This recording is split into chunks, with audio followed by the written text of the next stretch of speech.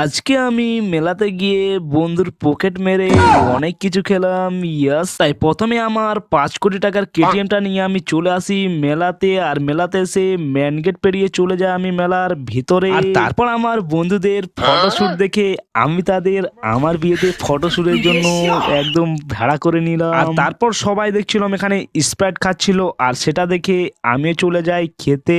আর যখনই সেটাকে নিই তখনই দেখি এটা জল ছিল। আর তারপর আমি সেখান থেকে চলে আসি পুলিশ মামার সাথে একটু ফটো তুলতে। আর সেখানে এত ভিড়, কোনো মতো ঠেলে ঠুলে আমি ভেতরে ঢুকি। আর তারপর শাহরুখ খানের পোস্টটা মারি আমি।